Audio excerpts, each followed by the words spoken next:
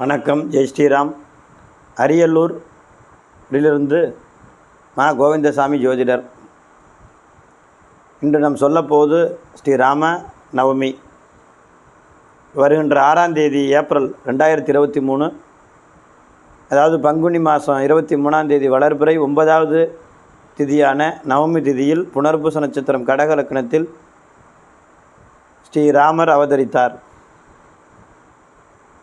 திருமால் ஸ்ரீ நாராயணன் அவர்கள் 10 அவதாரம் அவதரித்த 7வது அவதாரமாக ராமாவதாரம் கருதப்படுகிறது.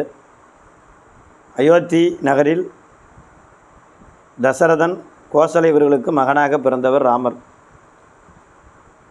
ஸ்ரீராமர் அவதரித்த நல்லாளில் நாம் அவரை வணங்கும் பொழுது நீண்ட நாட்களாக இருக்கின்ற கடன் பிரச்சனை, நோய் பிரச்சனை, புத்திரங்கள் குழந்தை இல்லாத பிரச்சனை எல்லாம் நீங்கி, குடும்பத்தில் செல்வ பிரச்சனைகள்லாம் விலகி நல்ல ஆயுளை, நல்ல யோகத்தை கொடுக்கும் இந்த ராமநவமி. ராமநவமி அன்று வீட்டில் அவருடைய உருவப்படம், ராமர் படம் அல்லது பட்டாபிஷேக படம் வைத்து அதன் அருகில் கோலமிட்டு வெற்றிலை பாக்கி வைத்து மஞ்சள், சந்தனம், குங்குமம் செலுத்தி வாசனை பூக்கள் அல்லது மாலை, துளசி மாலை செலுத்தி வழிபடலாம். நெய்வேத்தியமாக அவர் வனவாசத்தில் பருகிய பானகம், நீர்மோர், அவருக்கு பிடித்த பால் பாயாசம், பருப்பு வடை வைத்து நெய்வேத்தியமாக அவருக்கு வணங்கலாம். அவ்வளோலாம் செய்ய முடியாது, இந்த அளவுக்கு பண்ண முடியாதுங்கன்னு சொல்கிறவங்க சாதாரணமாக நீர்மோர் வைத்து அதில் ஒரு துளசி இட்டு கல்கண்டு வைத்து அவரை வணங்கலாம். அதுவும் பண்ண முடியாதவங்க ஸ்ரீராமஜெயம் என்று 108 தடவை அவருடைய நாமத்தை உச்சரிக்கலாம், இல்லை 1008 தடவை உச்சரிக்கலாம். ராமர் அவர்கள் அந்த அவதாரத்தில் பெரிய இன்னல்கள், பிரச்சனைகள் அனைத்தையும் சந்தித்து நல்வழியில் சந்தித்தார்.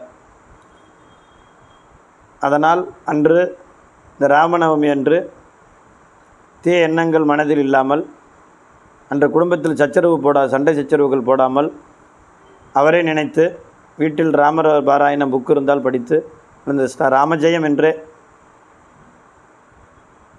ராவணனை சம்காரம் செய்துவிட்டு ஸ்ரீ சீதை அவர்களிடம் ஆஞ்சநேய சுவாமிகள் ஒரே வார்த்தையாக எந்த ஒரு விளக்கமும் விரிவாக சொல்லாமல் மண்டிட்டு வணங்கி ஸ்ரீ ராமஜெயம் என்று கூறினார். ராமரை விட இந்த ராம என்று சொல்லக்கூடிய சொல் ரொம்ப பவரானது.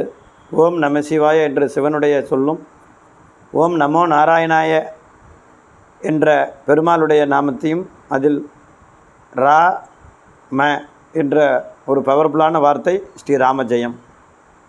இதே ஸ்ரீ ராம ஜெய் ஸ்ரீராம் என்று சொன்னாலே வாழ்வில் உள்ள அனைத்து பாவங்கள், நாம் செய்த பாவங்கள் எல்லாம் விலகி புண்ணியம் சேரும்.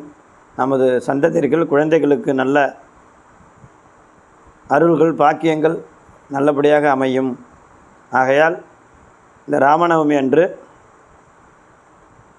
படையிலிட்டு அவர் திருவுருப்படத்திற்கு முறையாக செலுத்தி வணங்கலாம், அல்லது அன்று சுத்தமாக இருந்து பெருமாள் ஆலயம் சென்று அவரை வணங்கி ஸ்ரீராமர், அந்த ஆஞ்சநேயர் பகவான் நம்ம நாராயணனை வணங்கி வந்தால் நல்லது, சிறப்பாக இந்த ஆண்டு முழுவதும் உங்களுக்கு நல்ல பலனை கொடுத்து சிறப்பாக கொடுக்கும்.